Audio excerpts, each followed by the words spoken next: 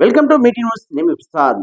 హైదరాబాద్ లో దిల్షుక్ నగర్ రాత్రి 12 అవుతుంది. అక్కడ మహిళా ఐపీఎస్ ఆఫీసర్ దిగారు. ఆవిడ మట్టిలో దిగారు. అక్కడ ఉన్న బస్ స్టాప్ లో చాలా సౌకర్యాలతో చాలా కంప్లైంట్లు వస్తున్నాయి. ఆ మహిళా ఆఫీసర్ ఎవరో కాదు, ఐపీఎస్ సుమతి మేడం గారు. ఒక మహిళా అధికారి అర్ధరాత్రి 12 గంటలకు దిల్షుక్ నగర్ లో అక్కడ చాలా వరకు కాలేజీలు కానీ బాయ్స్ హాస్టల్స్ కానీ ఎక్కువగా ఉంటాయి.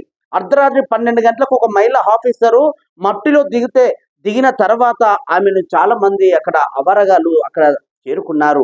రకరకాల మాటలతో ఇబ్బంది పెట్టే కార్యక్రమం చేశారు. నిజానికి ఆ మహిళా ఆఫీసరు అక్కడికి ఎందుకు వచ్చింది, ఏ ఆలోచనతో వచ్చింది, ఆమెకు ఎన్ని కంప్లైంట్లు వస్తే ఆ ప్రాంతానికి చేరుకుంది? ఆమె వెనకాల ఒక పోలీస్ కార్ లేదు, ఒక కానిస్టేబుల్ లేరు, ఒక ఎస్ఐ లేరు, ఎవరు లేరు. మఫ్టీలో ఉన్న ఐపీఎస్ ఆఫీసర్ అర్ధరాత్రి 12 గంటల నుంచి దాదాపు 3 గంటల వరకు అక్కడ సమయం ఇచ్చి అక్కడ నిలబడింది.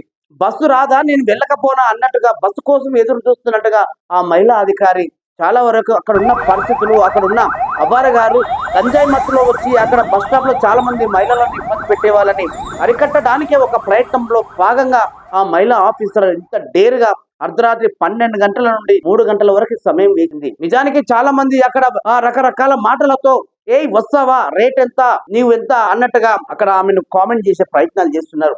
అయినా వాళ్ళ మాటలతోనే చాలా సేపుగా 3 గంటల సమయం ఆమె భరించింది. అప్పుడు కూడా ఏ ఆఫీసర్ గానీ, ఏ పెట్రోలింగ్ వెహికల్ గానీ, ఏ కానిస్టేబుల్ గానీ అక్కడికి రాలేదు. అంటే ఒక ప్లాన్ లో భాగంగానే మేడం ఇట్లా ఆలోచన విధానంతో దిల్షుక్ నగర్ బస్ స్టాప్ లో చాలా మంది కుర్రాలు ఉంటారు, విద్యార్థులు ఉంటారు, నిరుద్యోగులు ఉంటారు. ఆ సమయంలో దాదాపు ఏదో ఒక ఆలోచన విధానంతో అక్కడ చేరుకొని దాదాపుగా 3 గంటల సమయంలో మొత్తం పోలీస్ సిబ్బంది అక్కడికి చేరుకున్నారు. ఆ తర్వాత 40 మంది ఆకతాయి కుర్రాలని అరెస్ట్ చేశారు. నిజానికి వాళ్ళకు అరెస్ట్ చేసి వాళ్ళ మీద కేసులు పెట్టారా, లేకపోతే కౌన్సిలింగ్ ఇచ్చారా, లేకపోతే మరొకసారి ఇలాంటి ఆలోచన చేసి ఎవరైనా అమ్మాయిలను ఇబ్బంది పెట్టే మీ మీద తగిన శిక్షలు ఉంటాయి, కఠినమైన చర్యలు తీసుకుంటామని వాళ్ళకు వార్నింగ్ ఇచ్చి వదిలేరా? నిజంగా ఒక మహిళా ఆఫీసరు, ఒక ఐపీఎస్ ఆఫీసర్ గా ఆమె అర్ధరాత్రి 12 గంటల నుంచి 3 గంటల వరకు ఇలాంటి ఆలోచన విధానంతో చేసిందంటే నిజంగా మేడంకి ఇలా ఈ దాదాపు సోషల్ మీడియాలో ఇదే హాట్ టాపిక్ అవుతుంది.